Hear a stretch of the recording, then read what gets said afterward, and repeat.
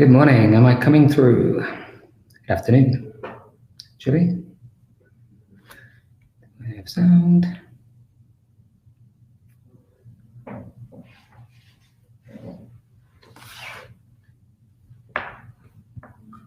Razan, good to see you. Sammy, Richard, a few people here already. Good. Our friends from Herbal. We have Kobar. I haven't been to Kobar for a little while. Trying to think of the last time I was in Kobar. Probably this time last year, probably, at the beginning of the year. No, it wasn't. It was November. I was there in November. Sakaka, I've never been to. That's in the north, right? Anyway, people will slowly join us, I'm sure. So we got our final episode for the back to school sessions today. We're going to be looking at teens. Makes us shudder just saying it. Ooh, teens. But it doesn't have to be the doom and gloom, the scary class that we assume it to be. Can be one of the most enriching classes that there is. So we've got a couple minutes, so let's get going. People can catch up as they join. For those of you who don't know who I am, haven't been here before, I'm sure a lot of you have been. My name is Nathan Waller, and I'm the lead trainer for Macmillan Education in the MENA region. I've been with them for about a year, and we have recently opened up our Professional Development Academy. So trying to run free to access professional development opportunities for teachers in the MENA region.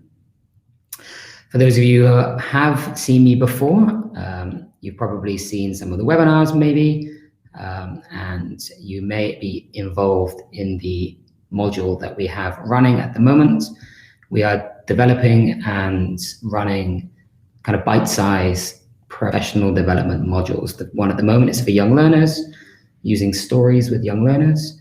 If you're involved with that, I hope you are thinking about your practical activities at the moment and how you're going to reflect on them. If you're not, if you're new, if you haven't seen me before, where have you been all summer? But if you haven't, I am currently probably in a week's time, about to release another module on inclusivity and special educational needs.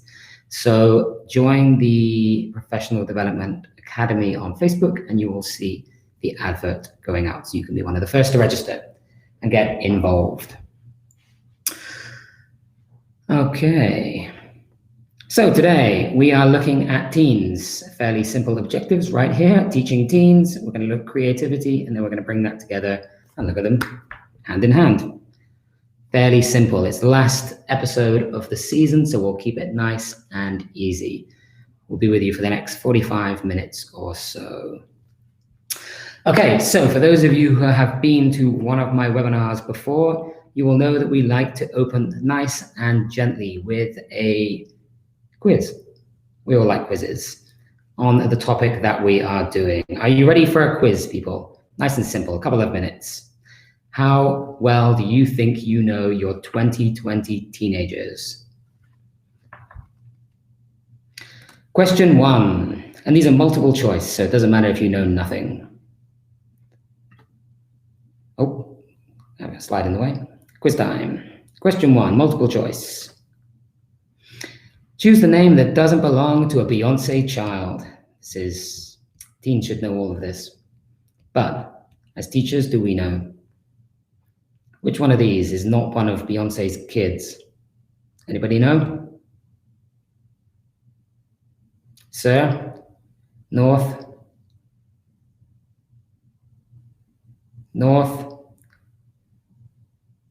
Sir, blue. Oh, we've got a mixture of guesses. People are not quite sure. Hi, Salim. Nice to see you. The answer is North. North is not one of Beyonce's kids. I guess all of the other three must be. I have never heard of any of the other 3 kids, so I don't even know how old they are or what they look like, but apparently she's got 3 kids. North is the only one that's not. Does anybody know who has a kid called North? I'll give you a bonus point. Yeah, well done. Bonus point to Marari. North is Kim Kardashian's little kid, and I don't know how many kids she's got. She's got a lot now, I think. Plenty of kids. Nice, easy one to settle us in there, North. Question 2. Which of these isn't a kingdom in Game of Thrones? Actually, I think this is a little bit outdated. It did come from a 2020 quiz on Teams, but I would have said this is 2019 maybe. Which one's not a kingdom? The North, the Reach, the South, or the Stormlands? The South, the Reach, again, a mixture of... We definitely know that there's a king in the North, if anybody's a Netflix fan. Stormlands I've heard of. The Reach I'm not sure about, even though I did actually watch it. A lot of people coming in with the South. The correct answer is the South. There is no king of the South. Ironically, if you are a Netflix aficionado, you know that there is a queen of the South, which is a, I don't know what you call that, paradox maybe. Question 3, who is this? Now, I like to consider myself young and hip, but I have no idea who this guy is. Charlie Puth. Charlie. How do you guys know this? I actually I screenshotted my guess because the only person I'd heard of on this list was Shawn Mendes. I have no idea who the other people are. Is he a singer? Everyone seems to know who he is. I like Salah, no idea. Yeah, he's just a young punk, whoever he is. He's a singer, is he? Okay, I'll have to look him up. The problem with these days is you hear songs on the radio and you don't actually really realize who they are. Anyway, nice one. You knew him before he was even famous? Where is he from? I don't even know where he's from. Is he American or Canadian or something? I don't know. Australian? Who knows? Could be from anywhere. Well done, though. Some people seem to know who this guy was. Well done. What are you on now? 3 out of 3? Number 4, where can you find this hot dog? Anybody know? Where are you going to find this hot dog? Have you even seen this hot dog?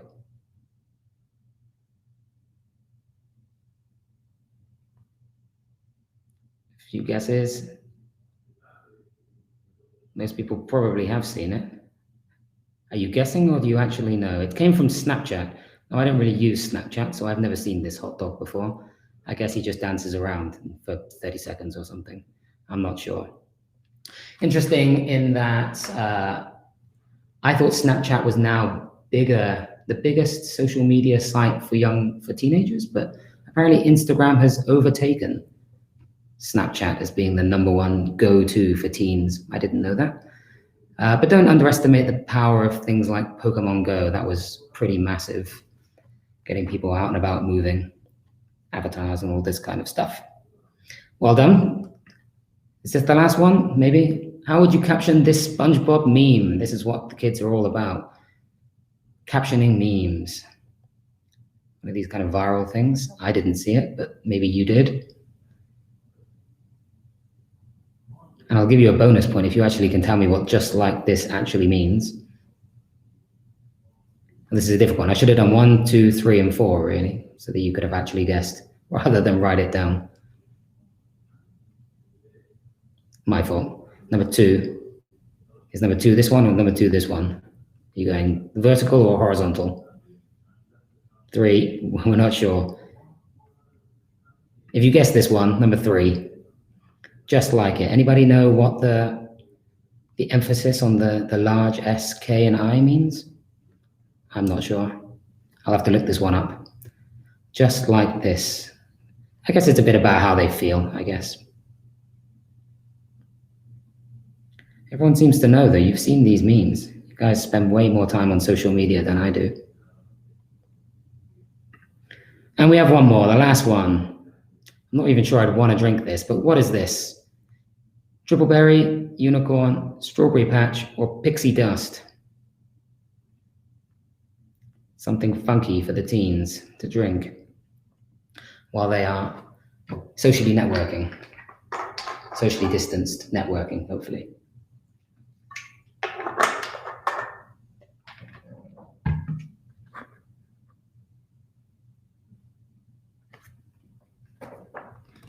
Triple berry, good guess.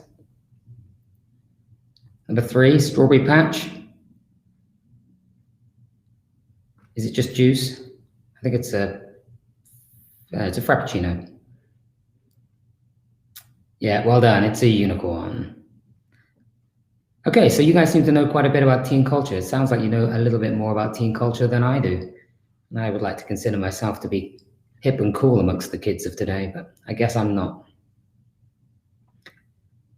So we're going to look at teens, and specifically we're going to look at the teaching of teens, what it means to us. Some questions that we need to ask ourselves straight up is, in what way are teens different from young learners? Or in what ways is teaching teens different from teaching young learners? And in what ways are teens different from adults? And in what ways is teaching teens different from teaching adults? There's probably some similarities and some differences. But teens definitely come into their own group. So we'll have a little look about what it's like to be a teen and what implications that has on our teaching when we are with them as well. When it comes to teens, I mean, we've got a lot of words here. I was going to kind of do this a little bit with you guys, but we're going to do another activity, which I think is a bit more important. But we've got a lot of words going on here. We've got emotional, we've got they're sensitive, they can be judgmental, they can be self-centered, opinionated, some negatives and some positives here. Obviously, we want to focus more on positives when we are trying to connect with them in our classrooms. Very often, though, they're full of energy, they're learning about their place in the world, their impact, the impact of themselves on that place within the world. They're quite often self-conscious. What else? Things like differences are highlighted and amplified for them. They're changing very quickly. These kinds of things are all going to affect how we work with them in the classroom. But they do often respond to activities that are structured and take into account their interests. So we're going to look a little bit about what their interests might be beyond the quiz that we just did. I would say that while teen classes can be one of the most challenging, they can also be one of the most rewarding for teachers in the teen classes that I've ever done. Certainly, if you can really get them engaged in the content, you'd be surprised how far they can push that content. And teens are the ones that are more likely to come back to you in a couple of years' time and tell you what kind of impact you've had on them. Whereas with young learners, you know, I taught young learners 15 years ago, who knows where they are now. They're very unlikely to contact me and say, you remember when I was 6? You did all these lessons and you really helped me to find myself. Whereas teens, they will come back to you and say, you know, you did something and it made an impact on me, which is nice. I think that's nice for teachers.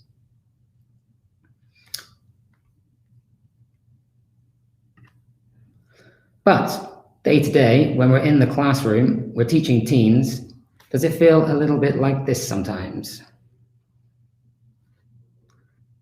I'm sure it probably does. They say that teen classes are very demanding on teachers. It's a difficult period of time for them. They're quite self-conscious. They've got very strong emotions. Their interests can change very quickly. So you think you've got them on board 1 minute, and then they kind of change their minds and they don't really want to do it.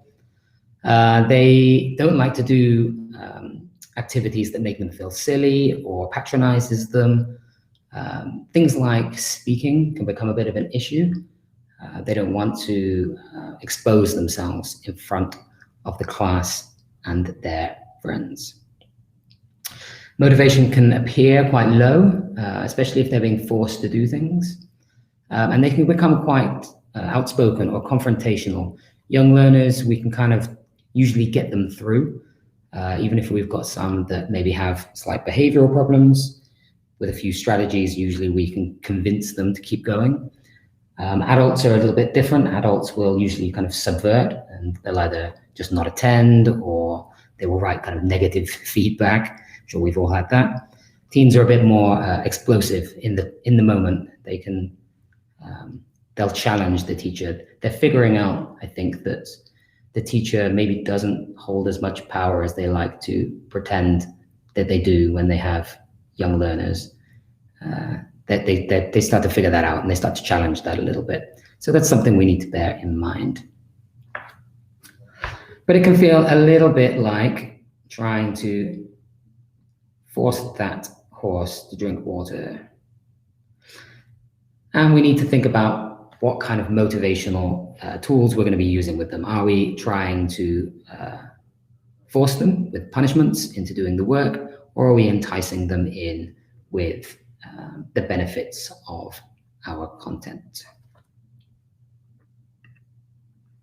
At the end of the day, though, I think what's important with teens is that we communicate with them, is that we try to see things from their perspective.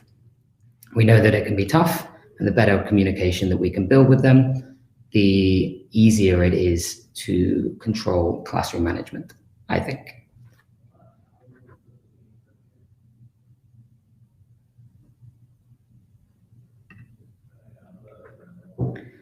One of the questions that I think is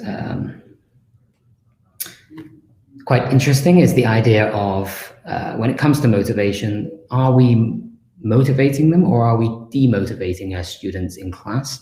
A lot of times we've obviously, as teachers, got very good intentions. We want them to pass the course, we want them to learn English, but we need to consider our interactions, the smaller interactions, I think, within class, because sometimes we don't appreciate that by doing one thing that might be positive for one student could actually be having a negative impact on another.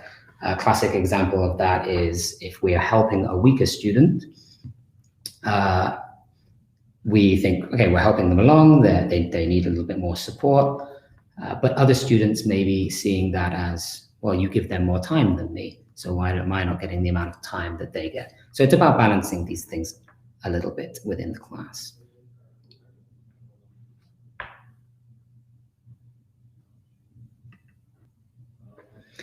When it comes to motivation, we need to think of it in 3 terms: mastery, autonomy, and purpose.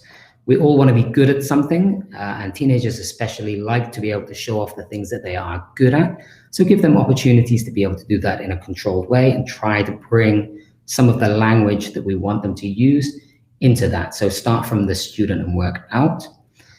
Autonomy, we're far more motivated when we believe that we have choice in what we are doing. And that's, I think, real choice rather than giving them options. Quite often we'll give students lots of options. We're kind of trained to do that, certainly in the YL years.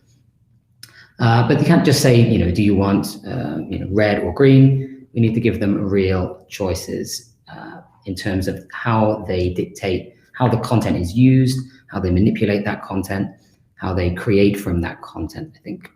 And that should hopefully lead to purpose, so they feel like what they're doing has some kind of purpose inside the classroom and beyond the classroom, and that they can actually use that.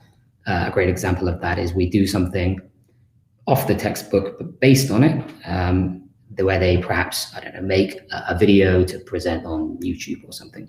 They can see the benefits of using that and connecting with a new audience. And we'll look at examples of that in a minute.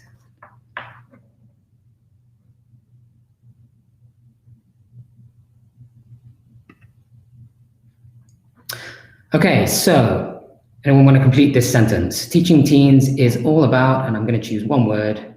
It's a one-word answer. Anybody want to guess?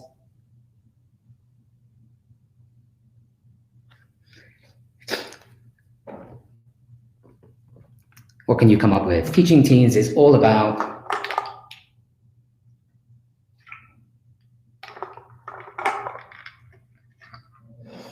motivation and reinforcement. It is about that, yeah. But we're looking for one overarching word.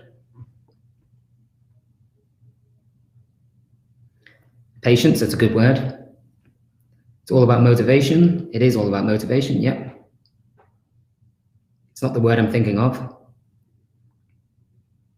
Maybe it's a bit broad, this question. A few people typing, so I will give you a second.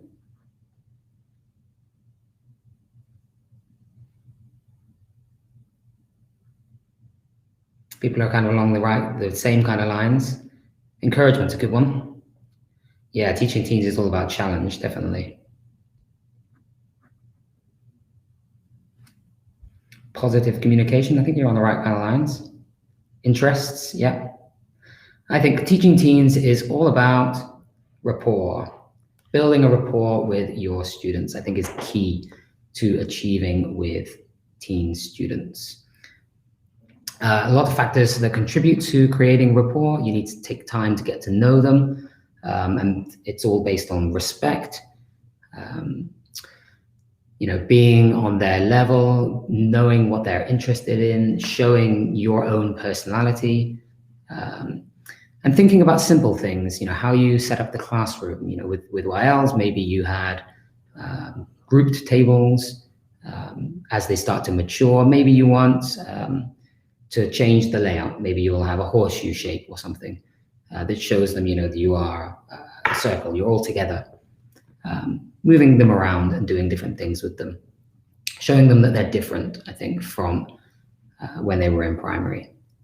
We've got a few other ones. What we've got: building relations, friendship, use the first minutes of class to engage in informal conversation. Yep, about their lives. Yeah, so building that relationship with them is key, not just getting them through. And a lot of it's about empowerment, giving them decisions about what they're going to do. So rather than they come in and you've moved the classroom around, ask them, how can we set this up? We're going to do this particular type of project. What's the best way for us to set the classroom up? Yeah, giving them choices is really important. Remember that interpersonal relationships is a really key thing for them at this age. So bearing in mind that they can't always stay with their clique, they need to be able to interact with other students as well. So sometimes it's nice for them to be able to be in their favorite friendship group if they're doing, a performance or something. But for other activities, they need to know that they need to move around and interact with other groups as well. Rapport for me, I think, is key. And building into that is things like motivation, engaging them in cognitive activities, getting a personal investment from them, personalizing the content. I think is something that they really enjoy, and you'll get them to interact with the content a lot easier, I think. Rapport is as important for teenage school success as the way we deliver the subject matter. And if anything, it's the kind of vehicle which that subject matter will travel upon as well. Question I have for you, though, is if you could go back and give your teenage self advice, what would you say? This is an interesting question. You can take a minute to think about it if you wish. I won't push you on this one. It's a tough question. What would you say to your teenage self? In fact, you could even flip this question and say, if you could go back to and see your teenage self as a teacher now, what would you say to yourself? Be more confident. Yeah, I would definitely. That's one that I would probably give to myself. I wasn't a very confident teenager at all.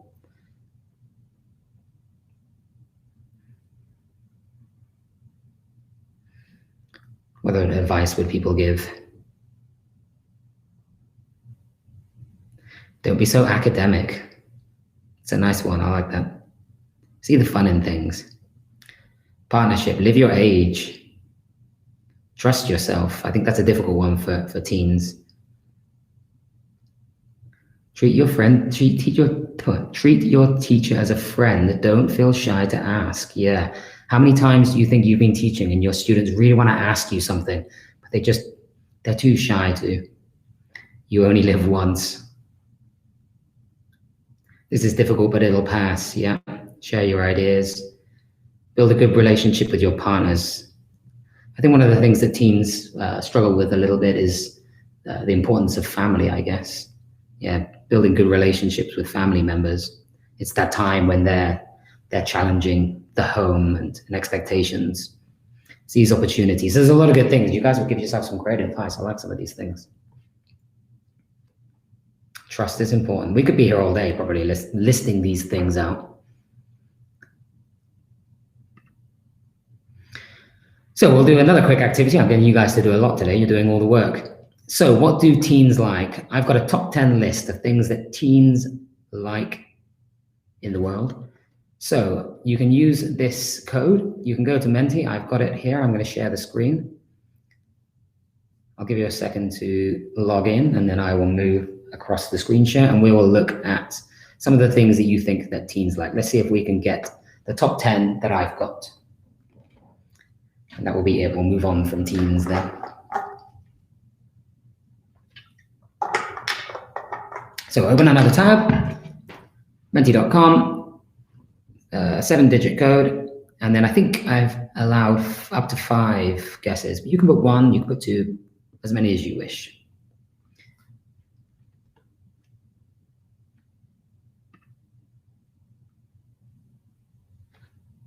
I will give you a minute. I did the first one for you. I put technology.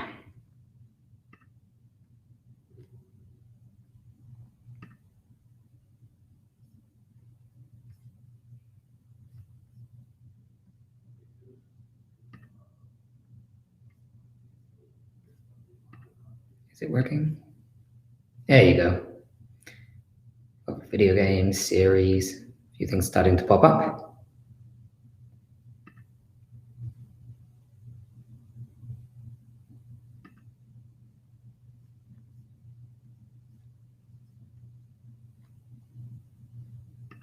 Some good ones on here.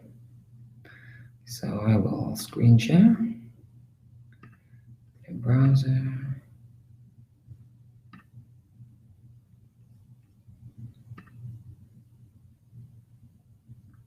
Here we go. You guys should be able to start seeing that. Thank you, Sammy.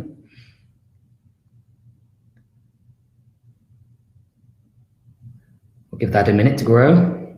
Continue drinking some water. K-pop, love it. Yes, they love K-pop.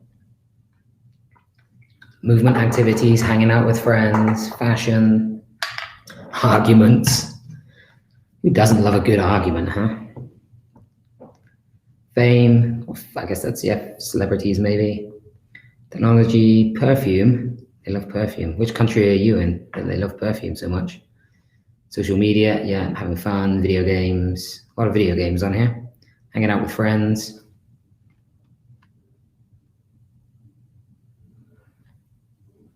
Memes, yeah, that's a good one. Cartoons still. Films. Chocolate. Love it. Instagram, yeah. It's hard to keep up with this. Yeah, you're from the Philippines. Yeah, okay, fair enough. I used to live in Malaysia. I'm trying to think if they had such a thing about perfume. Not quite so much, I don't think. Karaoke, yeah. I used to live in Shanghai. We used to do that all the time. Not as a teenager, but even as an adult.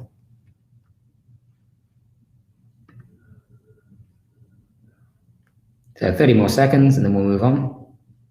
There's quite a few things on here at the moment, which is good. I will share with you at the end so you can see what was on there. Let's go back to the presentation. So what did I get? I had a look up what kind of top 10 things I thought might be. Technology, definitely. Phones, 100%. I'm not sure, do you even know any teens who don't have their own phone anymore? Probably a very small percentage, I would think now. Social media, yeah, as I mentioned, things like Instagram, Snapchat, we looked at in the quiz. Video streaming, yeah, this is one of the biggest things for teens nowadays. YouTube, I think YouTube is, I looked up a statistic the other day about the amount of people or the amount of young learners who are using YouTube as a platform. And it's interesting to see that they're moving from just watching videos to creating their own. So they're very into kind of creating, and I think TikTok's been a big influencer in that as well. Creating and sharing your own videos. I guess Snapchat to a certain extent as well. Teens are still into sports a lot. They're into watching sports and they're into playing sports. They're into basketball. It's a big famous one in this region. Does anybody know the #1 sport for teens? That depends on where they actually interviewed the teens that I heard the statistic, but anyone want to have a guess? #1 sport for teens? Both male and female, this is. So we would assume kind of football and basketball, but this is both genders, I think it was. It was actually running. Running is the #1 teen sport, which I was quite surprised about. I mean, it depends on who they interviewed. They may have interviewed one running club. That would have influenced the outcome, I guess. Anyway, number 6, celebrities. They're still into celebrities. They're into trying to figure out who they are and finding role models. Gaming. Gaming is massive. In fact, I'll go back to celebrities because it's interesting what kinds of celebrities they're into. Yeah, they're into pop stars, K-pop stars. But I think teens these days are not just interested in following a celebrity because they're a celebrity. They're interested in what's going on with that celebrity. So if you look at some of the news, you'll see things like teens are interested in, I'm trying to think of her name now. It's just, my mind has gone blank. But she had some mental health issues. And I think these are the kinds of things they want to be able to relate to the celebrities that they watch. It could just be that they admire them for being rich and famous. But I think that celebrities have kind of twigged to the fact that their fans want to know them personally. I think Rihanna was one that I was reading about. I was watching or listening to a podcast actually about Rihanna. So that's quite interesting how celebrities are changing. It used to be just, in the 80s and 90s, a celebrity would be there and it would be about, admiring them and screaming at them. Teens these days are a little bit more savvy. They want to know about the life, the ins and outs of that person's life. Gaming, massive. One of the biggest industries there is. Gaming used to be just something we did for fun, but a lot of teens now are seeing it as a chance to make money as well. But there are definitely, it's a huge industry. Things like Call of Duty is massive. If you think about our opportunity to delve into the world of teen online gaming, talk to them about things like Sims. Sims is an interesting one, because they have to develop societies and communities and people and avatars, and they shape the characters and the worlds that they develop. So, there's definitely lots of scope for us to talk to teens about that kind of thing. They're into food, obviously. Who isn't? They're into reading still. They're still into stories. For those of you who are doing the story module and have been thinking about how it's different from young learners to older teens, like young learners are into kind of mythic type stories, kind of good versus bad.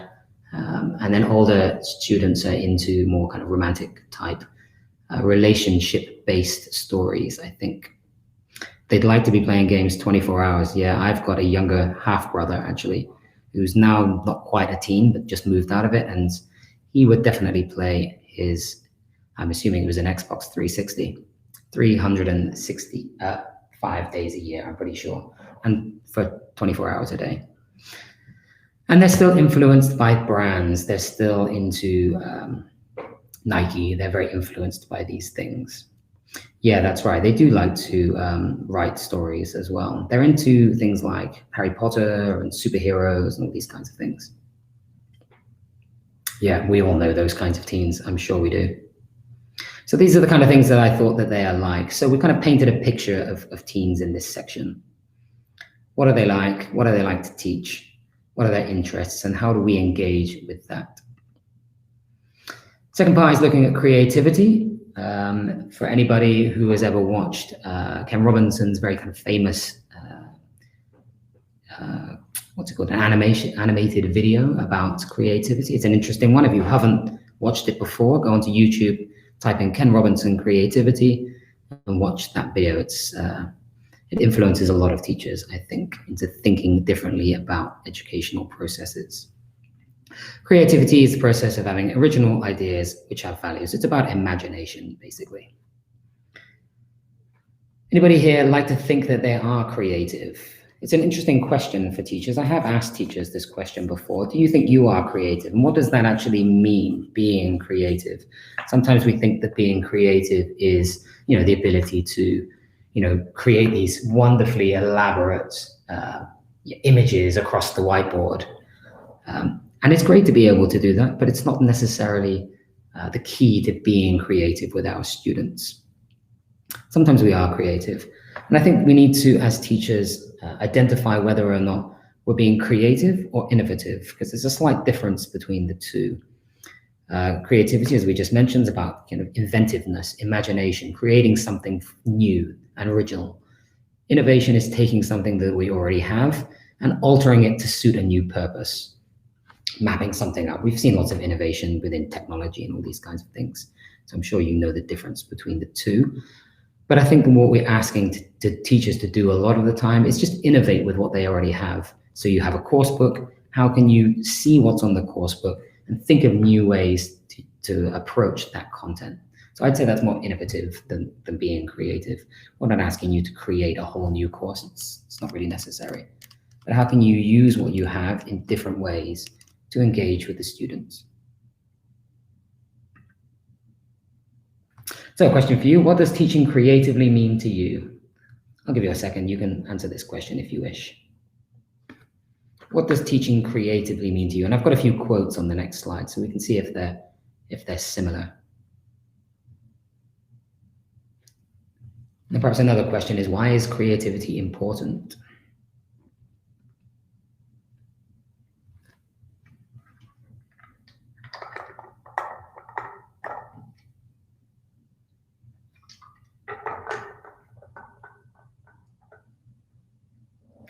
Is it getting the students to do something creative? Is it them being creative? Or is it you approaching things in a creative way? When you're able to make them use their imagination, yep, so maybe that's about the students being creative.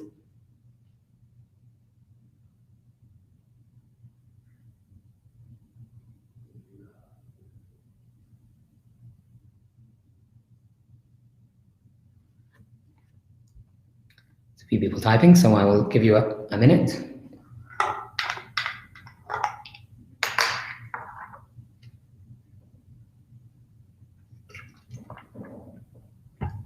Using technology. So teaching creatively is, it can be, but it could also not be. I mean, we've definitely all seen those kind of pictures. I don't know who ever took the picture of, students in rows, sitting at computers, completing activities.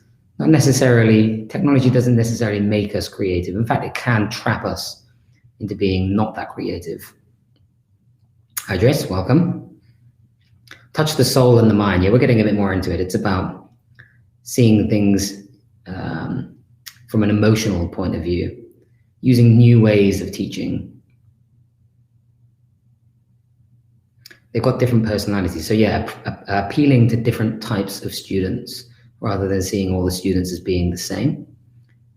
Games can be quite creative, yeah, if they're used in the right way.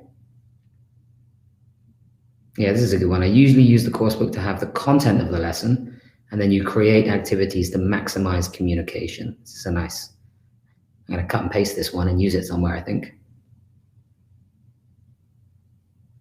Nice one, Samia.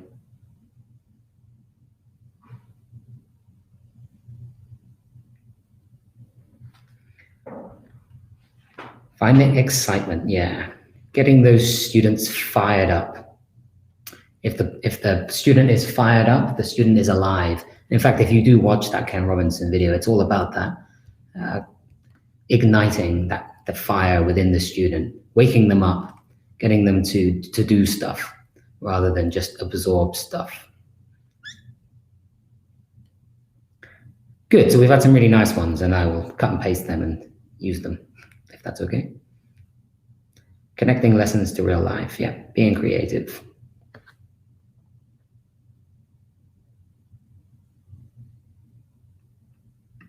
And these were some of the ones that I managed to find. Creativity, feeling freedom. We've got autonomy, experimenting, developing new ideas and trying them out. Yeah, being experimental in class, not being afraid to deviate from the lesson plan or even from the teacher's book.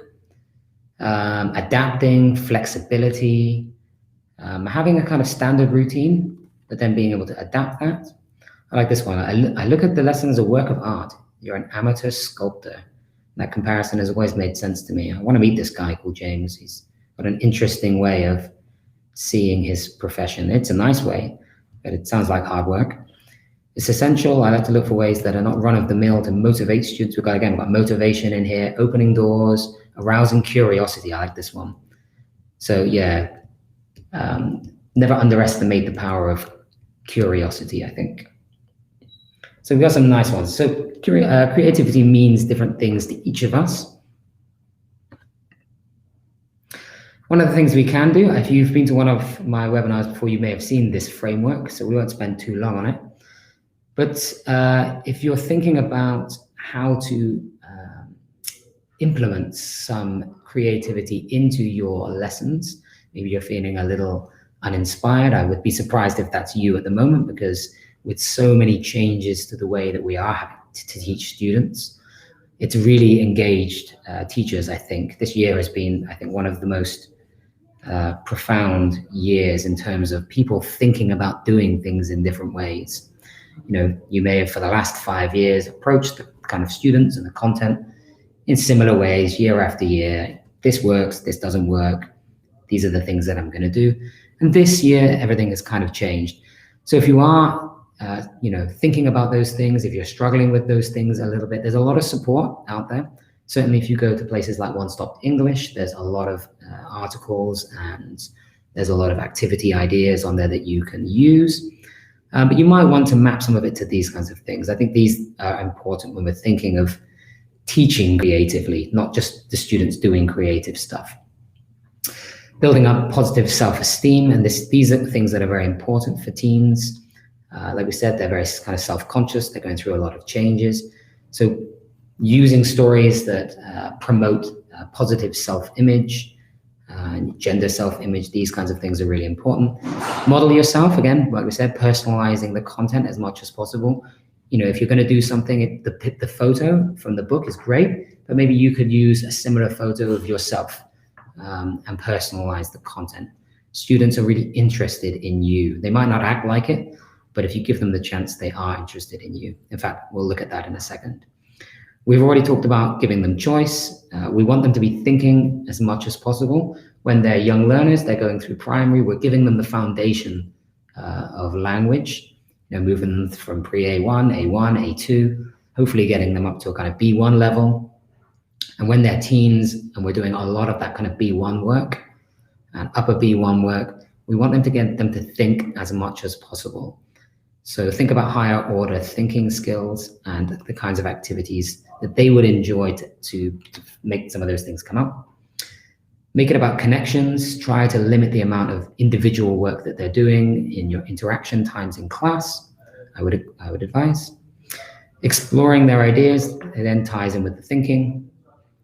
And then one of the important things for teen learners is to encourage critical reflection. Do a lot of those kind of like end of unit, self-reflective type of activities. Help them to see. They're at that stage now where they can engage in metacognition type activities. They can see the purpose of their learning and they want to be able to see their progress. They're thinking very much about assessments that are coming up. So these things are important for them. So you can use that framework if you wish. Take a screenshot if you want to. But what we've done in these two sections is we've looked, okay, we've got on the one hand, teens. Who are they? What are they interested in? What do they want to do? How do we utilize that? And we've got our own. So we've got this kind of framework on the other hand. And what we really want to do is kind of bring those two things together. And when we're planning activities, say to ourselves, okay, is this getting them thinking and offering them choice? And at the same time, is it building on their interests? So think about it, about these things coming together. And that's what this last section. So we've got, 10 minutes probably. And we'll look at a few kind of practical ways that we can do that. So getting innovative with your usual activities. How can you see an activity that you've maybe done 100 times in a different way? Can we be spontaneous with teens? They love a bit of spontaneity. And what happens with that? Where does that go? And then some of the kind of more familiar things, using images, using music. And because some of you might be doing distance learning at the moment, how do we utilize the home as much as possible? The idea is to challenge them as much as possible. So let's have a look at a few of them, shall we, together. Now you have obviously a variety of coursebooks. I'm sure everybody is probably teaching from some type of coursebook. So we look at the coursework and we say, okay, what is the coursework asking me to do? Is it particularly creative? This is a unit opener from a Macmillan book called Motivate. And this is about parts of the body. So we've got our objectives, we've got skills, we've got language going on here. But if we look at this, we'll look at it very quickly. What is it asking them to do? We've got vocabulary, we've got matching pictures, we've got some listening, we've got a table that they have to fill in. I mean, you could make that, I guess, an exercise where they have to do it together. You've got a bit of speaking going on here, and then you've got this kind of reading over here, which there's really weird animals. They've got, what, 5 sections. Again, in a typical standard EFL classroom, we would cut them up and put them around the room. Maybe we would give them questions to answer, this kind of thing, matching adjectives. And they've got a vote at the end. Okay, particularly creative. Let's go with just a thumbs up or thumbs down, yes or no. Is this a very creative opening unit? No, we're going with no. I work from Macmillan. Be careful what you say. I'm joking. Particularly creative, particularly appealing. I mean, this is definitely going to be for lower teens. I sometimes struggle with teens. I come from the UK. Teens for us are kind of secondary, I think. This would be probably lower secondary, I would have thought. Anybody else feeling creative, especially if you was to teach this straight out of the teacher's book? Maybe not that creative. Let's look at another example. This is from another Macmillan book called Beyond, I think. Mind and body. It's the same learning objectives. We've got parts of the body, but in this we've got a bit more futuristic. They've actually got to do something. They've got to create an avatar. So again, we've got the kind of vocabulary to open with some listening. They've actually got a video to watch in this one, which is a bit more appealing, I think, for teens. They've got a quiz. So again, a bit more interactive. And then they've got to secretly create or draw their own avatar and then present it, I think, to the class, or maybe they could do it in small groups. I mean, you could do this online, I guess. They create an avatar and present it in their little square. More creative or less creative?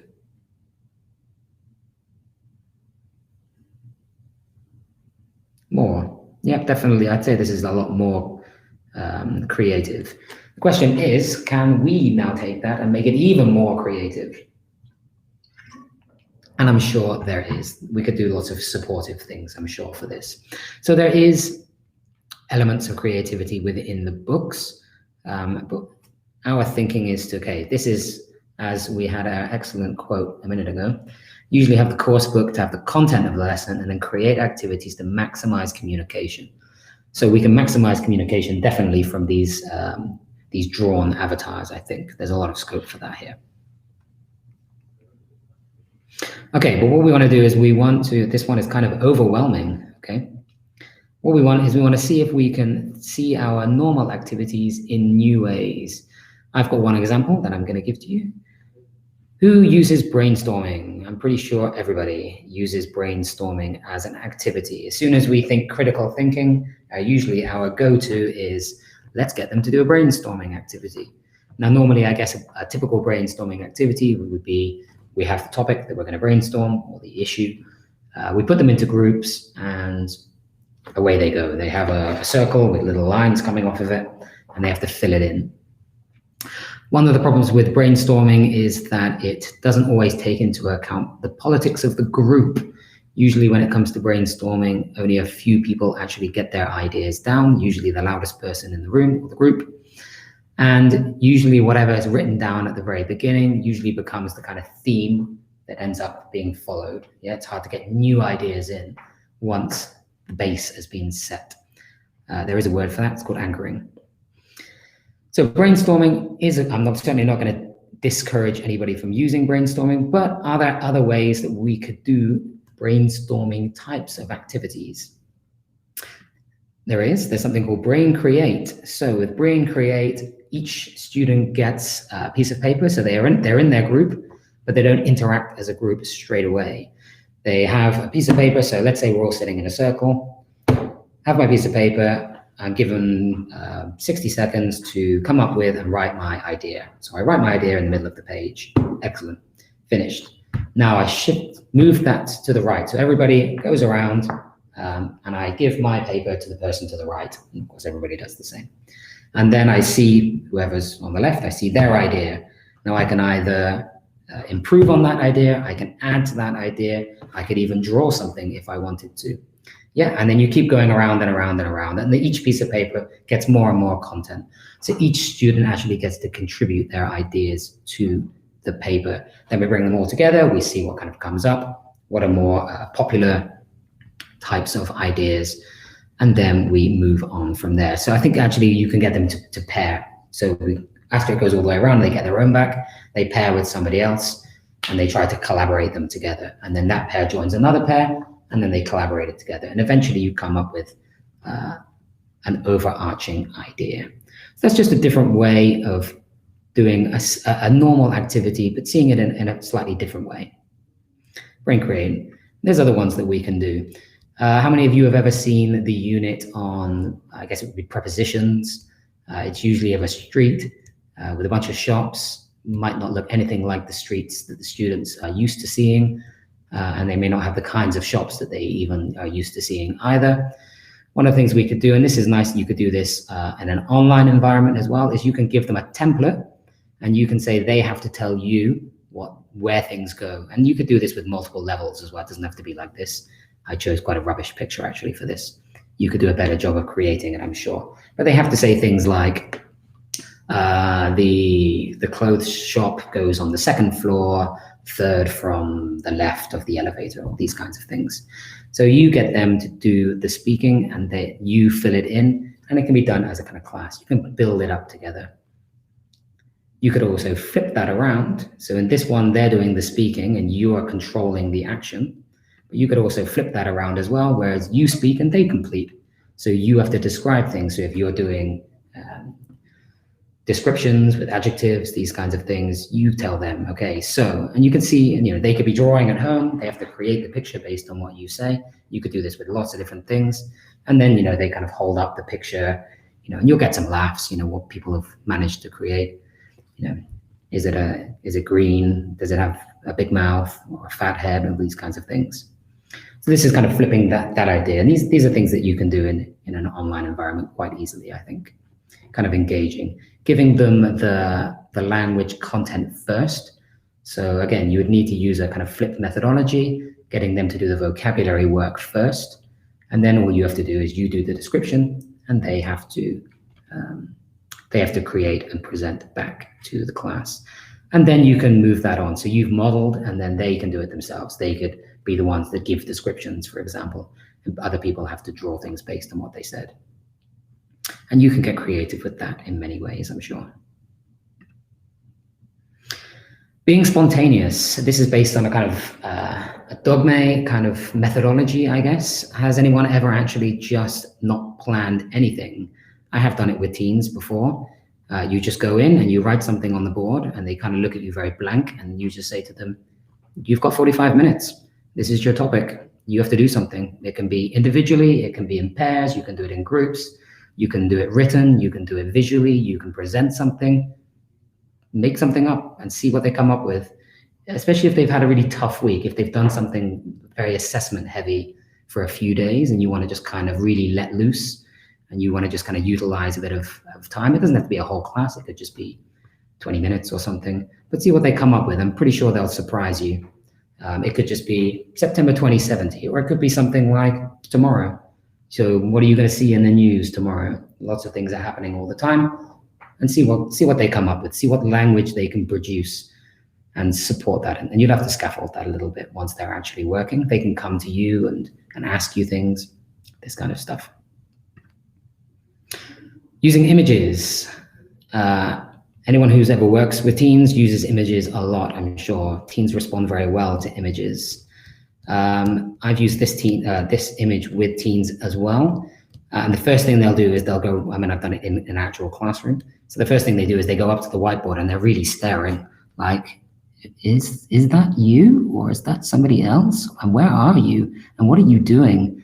So there's a lot of ways to engage language. And in fact, when I've done this particular image with teens, it's interesting to see, because again, we talked about that element of curiosity, that students who don't necessarily have the language to be able to ask me a question really want to know something, and they will ask their friends to help them formulate the question that they want to ask to you.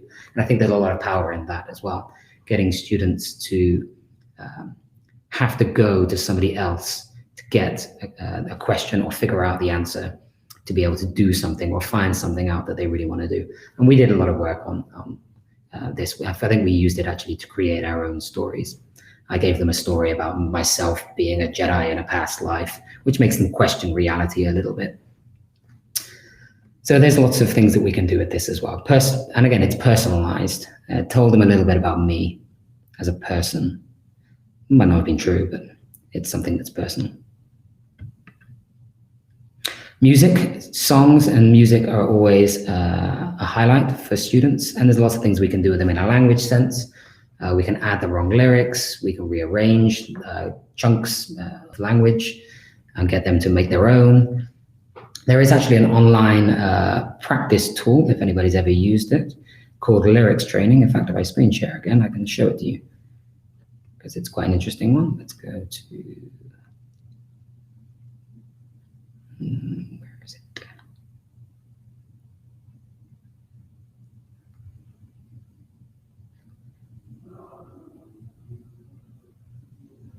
Here we go. I've got it. Everybody should be able to see this. This is lyrics training, and you can choose modern pop songs. Let's choose Ed Sheeran. Let's just watch it online. Go to web. And you have different language levels that can be done with this. So, if you've got low language levels, that's absolutely fine. And it's done in a game. You can create it later, you don't have to do it now.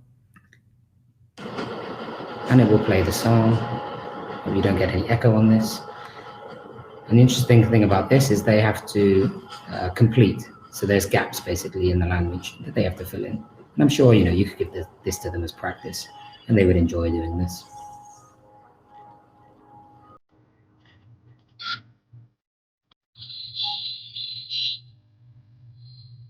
So there's gaps you've got to fill in. There you go. So you have to, you have to try and keep up with the music. So this is a nice, website for them to practice using music, things that they're interested in. Oh, that's your song. Actually, I think my wife thinks that's our song as well, I think. Lastly, using the home. So trying to see as many opportunities as we can within the home. People got pretty creative during the lockdowns. I quite enjoyed seeing all of the little memes that were coming out of people that were recreating popular movies using popular items in the home, which I thought was quite interesting.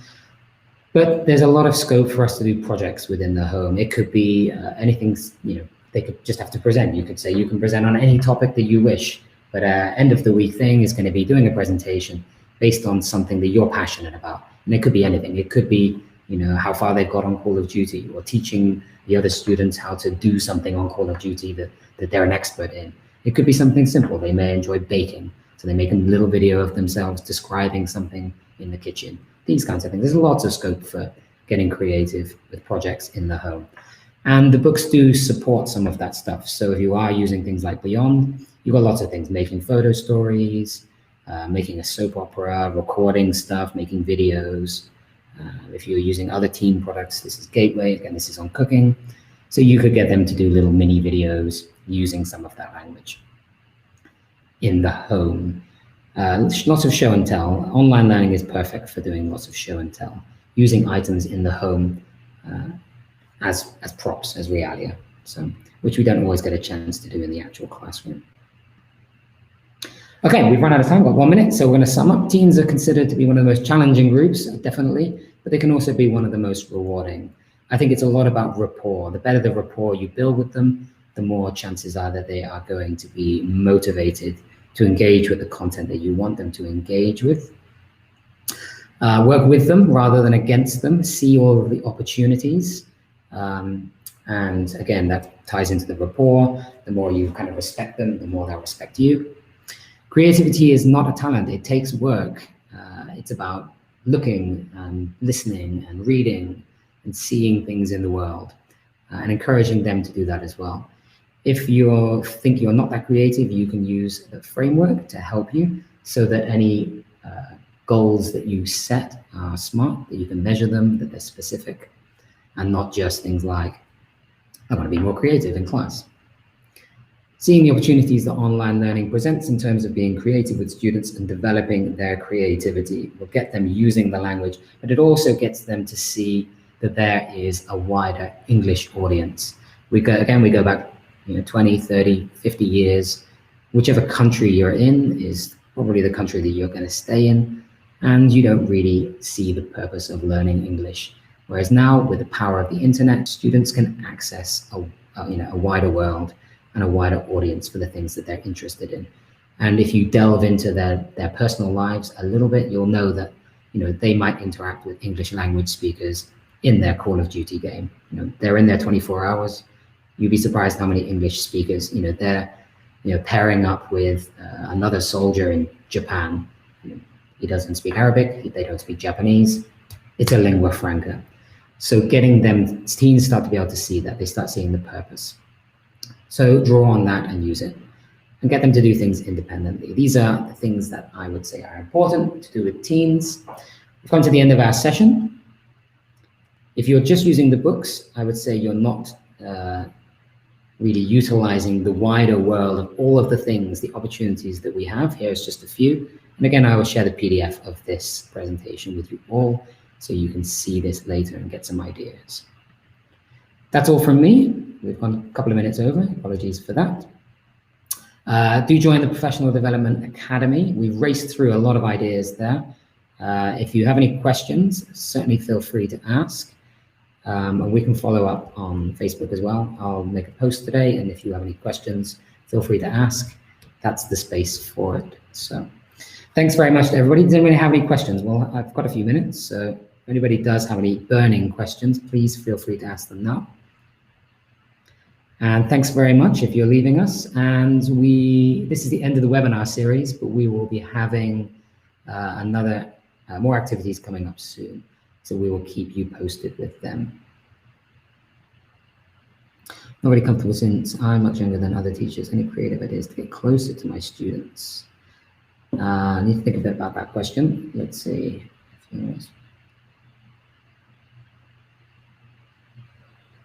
So you're closer in age to them than the other. So there's a lot of older teachers in your school. It's tough, I think, if you're the only person that's doing things in a particular way in a school. But this is Salah. Okay, let me think about it, Salah, and if I come up with any ideas, I will message you privately.